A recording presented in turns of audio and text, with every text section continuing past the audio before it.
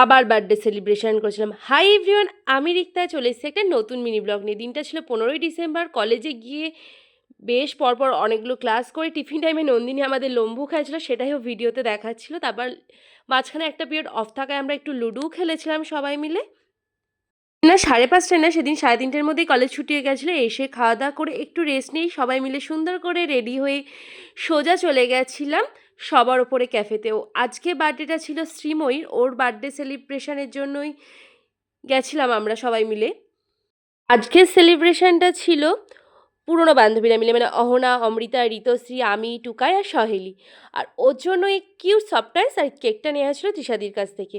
আর ওর কাছে কিন্তু কিছু কিছু তো জানতোই, বাট বেশিরভাগটাই সারপ্রাইজ ছিল। ও দেখো টেডি বিয়ারটা পেয়ে কতটা সারপ্রাইজ হবে সেটা ওর রিয়াকশান এবং ওর কথাটা শুনেই তোমরা বুঝতে পারবে।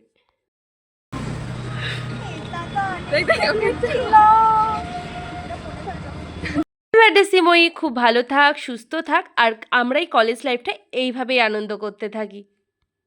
ঋষাদির কাছ থেকে কেক নিয়েছি, তার জন্য তো নতুন করে রিভিউ দেওয়ার কিছু নেই, বাট বার্থডে গালের যে কতটা ভালো লেগেছে সেটার রিয়াকশন দেখে বুঝতে পারবে তোমরা। ভালোই ছবি হচ্ছে, হ্যাঁ সুন্দর লাগছে।